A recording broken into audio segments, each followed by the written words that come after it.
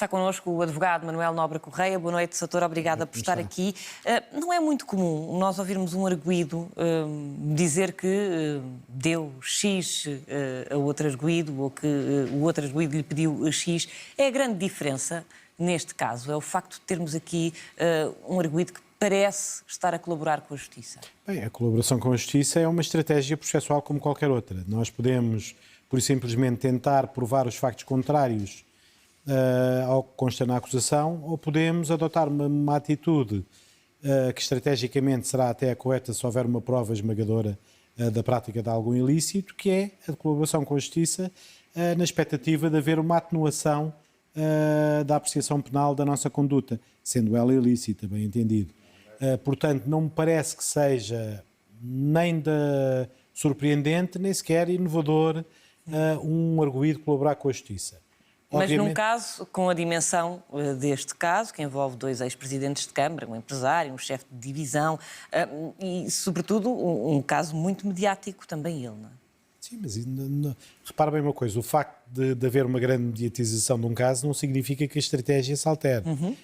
Eu próprio já empreguei essa estratégia quando a pessoa que eu represento tem um acervo probatório de tal maneira convincente para objetivamente considerar provada a prática do ilícito, que me parece uma péssima estratégia ir tentar negar a prática do ilícito. Portanto, aquilo que me parece melhor, ou será mais ajustado para representar os interesses, será precisamente colaborar com a Justiça na expectativa da atenuação da pena que venha a ser eventualmente aplicada ou até da sua suspensão. Agora, e atenção, isso pode tornar mais claro o desfecho deste caso ou não?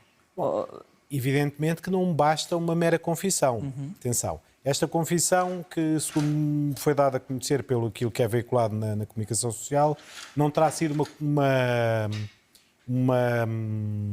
terá sido plena. Portanto, não é uma confissão de todos os factos que estão imputados.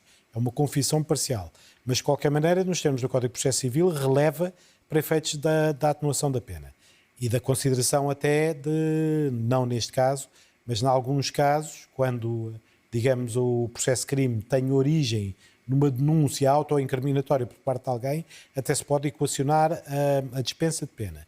Agora, o nosso sistema jurídico-penal não é igual ao espanhol, nem ao francês, nem ao norte-americano, que é o mais conhecido, e, portanto, aqui não há negociação com o Ministério Público de uma pena antecipadamente e dispensando a realização do julgamento. Será tido em conta, mas depois, não é? Sim, será tido em conta na aplicação da medida, na concretização da pena que vai ser aplicada. Ou seja, e o que é que na pode determinação... acontecer? Falamos aqui de suspeitas de corrupção ativa e passiva, prevaricação, abuso de poder e tráfico de influências. No caso do empresário que aparentemente está a colaborar com a Justiça, o que é que lhe pode acontecer? Poderá haver uma redução da moldura penal aplicável. Que é de quanto? No caso dele, portanto, a imputação é de corrupção de titular de cargo político ativa.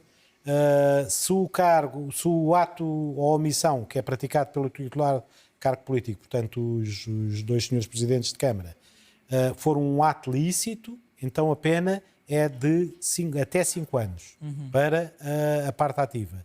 Se a pessoa que oferece ou promete-me ou dá-me a vantagem patrimonial o fizer para obter um ato ou omissão ilícito, contrário aos deveres do cargo do titular de cargo político, então, nesse caso, a pena tem um mínimo de 2 anos e é também até 5 anos.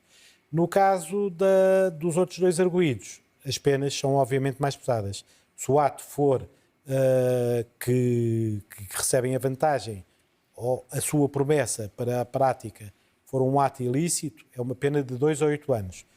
Se for lícito, é de 2 a 5 anos. E o que me diz é que, no fundo, estas estratégias são adotadas quando a prova é inequívoca ou praticamente inequívoca. Poderá ser aqui o caso, é isso? Isto é fácil de provar?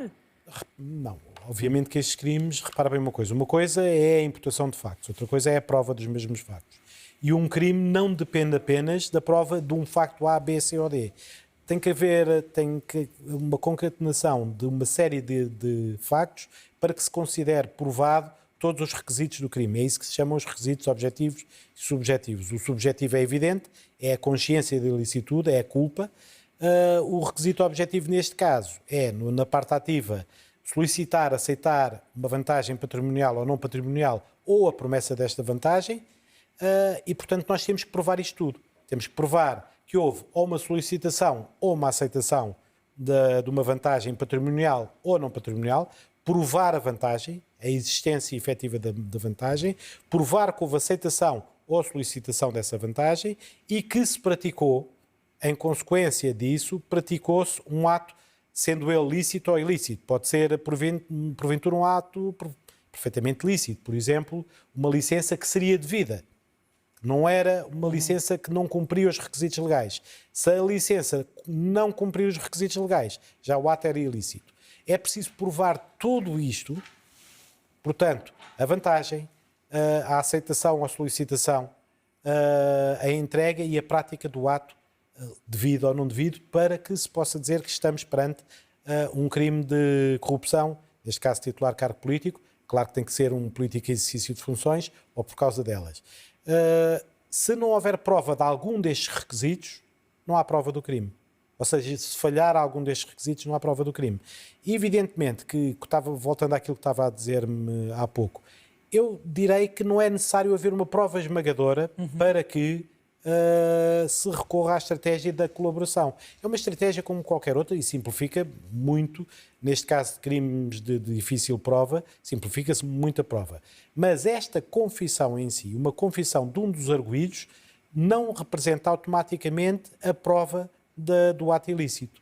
Percebe? Portanto, a confissão é evidentemente um meio de prova com um peso indiciário muito grande, mas por si só é insuficiente. Tem que haver corroboração por outros meios de prova. Portanto, se até ao fim do julgamento, imaginemos, por absurdo, que até ao fim deste julgamento não há corroboração desta confissão, eu penso que, por causa do princípio indúbio para o réu, o juiz titular ou o coletivo de juízes não poderão aceitar como provado o crime apenas com um único meio de prova, sobretudo se ele for disputado.